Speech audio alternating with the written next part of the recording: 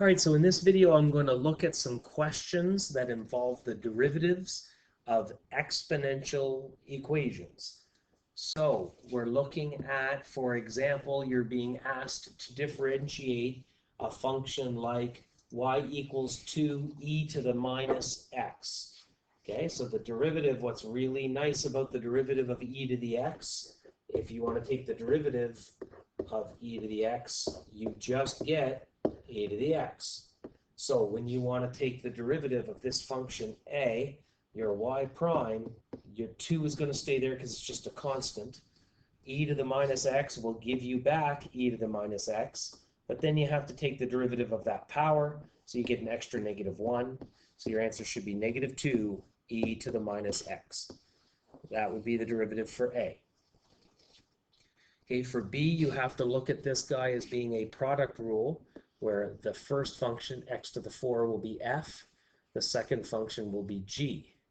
So what you'll get is f prime will be 4x cubed, g is e to the x, plus f, which is x4, and g prime is also e to the x. So of course, prime for common factors here, you're going to get x cubed in common and e to the x in common. That would leave a 4 behind and an x behind. So you would get these 3 terms as your derivative. Okay, so since I don't have a lot of space, I'm just going to slide these down a bit as I go. So this one will be right here. And we'll take a look at c. For e to the 2x is my first term f, and sine of x is g, just in case you were forgetting on how to do those sinusoidal functions and their derivatives. So we have to do f prime g plus fg prime. So for c, we're going to have y prime equals f prime is 2e to the 2x. Okay, so we take the derivative of e to the 2x. You get e to the 2x, but you got to multiply by 2. So that's f prime. G is just the function sine of 3x. Okay, plus f, which is e to the 2x. And g prime, the derivative of sine is cosine. The derivative of sine 3x is cos 3x. And then you take the derivative of 3x, and we'll put a 3 out front here because you got to triple it.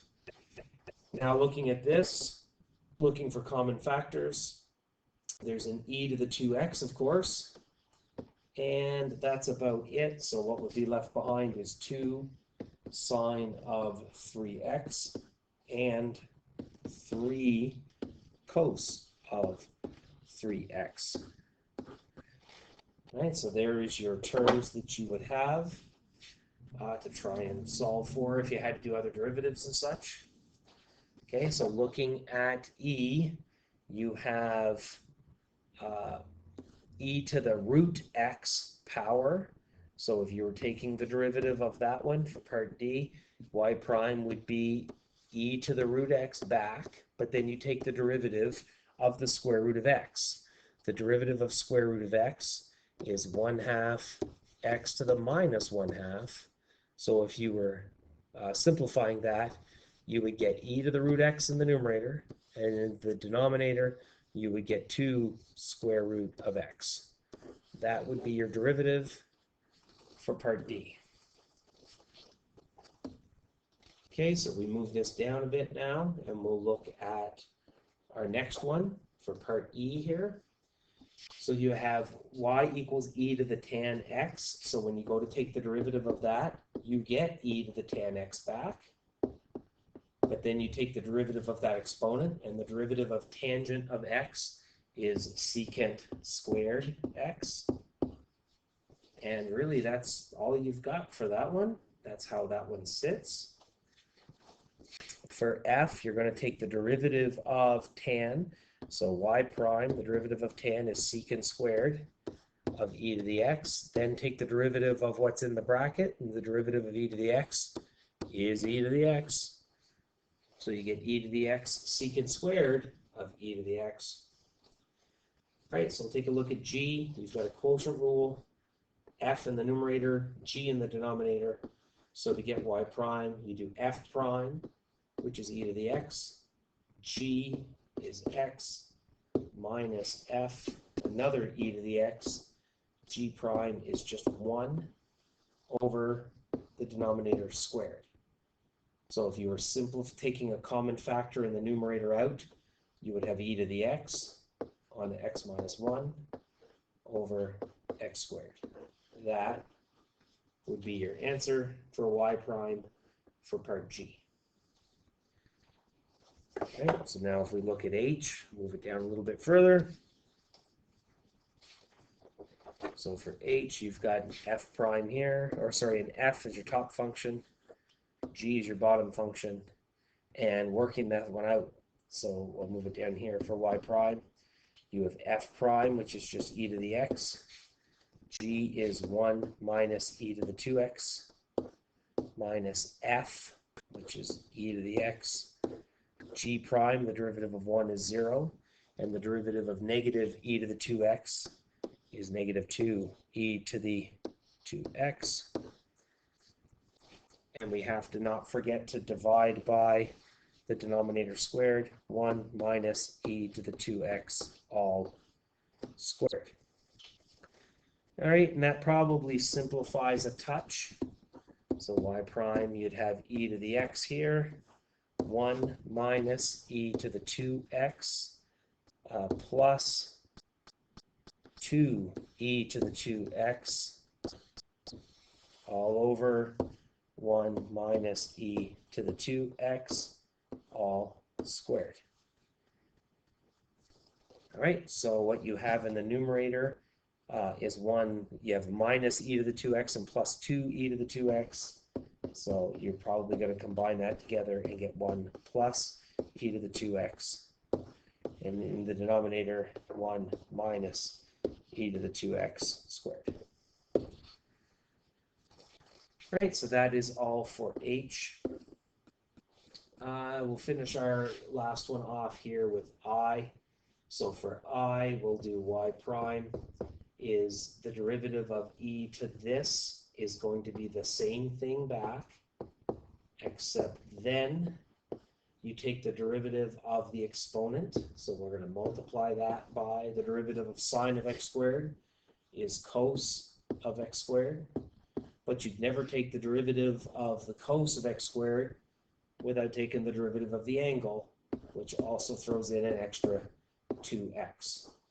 So you have those three functions multiplied together for part I. All right, so we'll leave the other couple. Let's go to the next question I asked, number 5. And in this one, we're going to be looking at what is the equation of a tangent line to the curve y equals 1 plus x e to the 2x at the point where x equals 0. To get an equation of a tangent line, if you recall, you need the point-slope equation. The point-slope equation means you're going to use y minus y1 is equal to m onto x minus x1. The only thing we know at this point is what the x1 is. x1 is 0.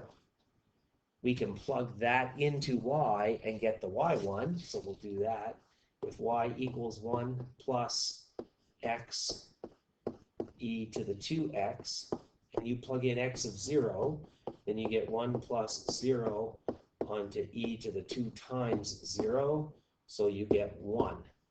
So my y1 is equal to 1. My x1 equals 0. We've got parts of the equation of a line. What we need is the slope of the tangent line. Well, as you well know, the slope of the tangent line to the curve is the derivative, and it's going to be at the point x0, which we will plug in after. So our derivative, we take the derivative of 1 is 0, and the derivative of x e to the 2x, well, this is a product, f and g. So my f is going to be x, and e to the 2x will be g. So f prime is 1. G is e to the 2x plus f is x, and g prime is 2e to the 2x. And of course that simplifies down as e to the 2x onto 1 plus 2x. All right, now that is the equation that gives you the slope of the tangent line anywhere. Where do we want to know it? Y at x equals 0. So we'll plug that in. That will give me e to the 0 onto 1 plus 2 times 0. E to the 0 is 1, and 1 plus 0 is going to be 1. That's what the derivative is at that point. That is the slope. So y minus y1, which is 1, equals m, which is 1, onto x minus x1, which is 0. That's going to be a pretty simple function. Y equals x plus 1. That's the equation of the line to the curve at the point x equals 0. One more question. Let's find intervals of increase and decrease for a function. How would you get intervals of increase and decrease? We need to know the derivative, and we need to test it. Where is it above 0 and below 0? So once we find the derivative, we'll set it equal to 0. So let's find the derivative first. X squared will be f. E to the minus x will be g. So our f prime is going to be 2x, and g is e to the minus x. Okay, plus f. Now we have x squared, and g prime is minus e to the minus x. So we will now take common factors out before we set it equal to 0. And so the common factors I see are x and e to the minus x.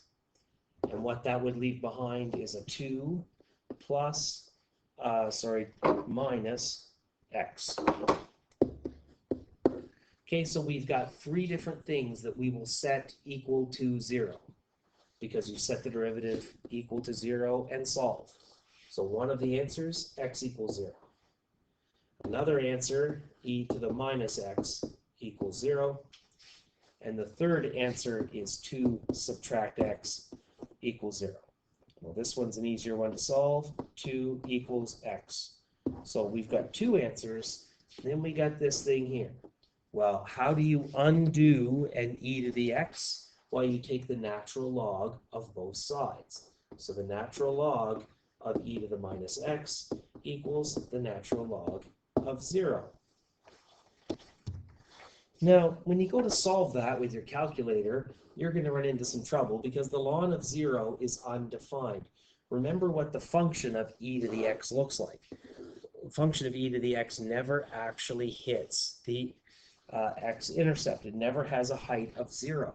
And so e to the minus x is just going to reverse that direction, but it's got a horizontal asymptote here. So there's no solutions from this point. So all you need to do is consider the points x equals 0 and x equals 2 in your derivative. So you're going to do x less than 0, x between 0 and 2, and x larger than 2. And what are we going to test? What? All the things that make up our derivative.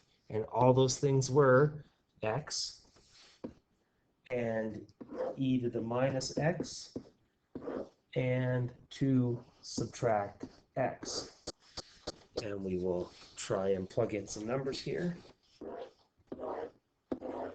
and summarize all that up into the derivative to see where is it increasing and decreasing. Okay, so if we chose numbers like -1, choose numbers like 1 that's in that range, and a number like 3. So x would be negative here, positive in that interval, and positive. E to the minus x is going to be a positive number here, and a positive there, and a positive there. If you put in a -1, 2 minus -1 is positive. 2 subtract 1 is also positive, and 2 minus 3 is negative. So all these together for this interval of x less than 0, you have a negative and 2 positives. So there it is decreasing on that interval. You have all positives between x, 0, and 2, so it is increasing on that interval. And lastly, it is a negative in total for all x greater than 2, so it is decreasing again. Clearly, you're seeing it is decreasing, then increasing. You have a minimum right here, and you'd have a maximum at that point, and you could plug them to go in and find that, but that's not what the question asks. Right, so hopefully you had some success with those questions. Of course, there's always more to come. Good luck.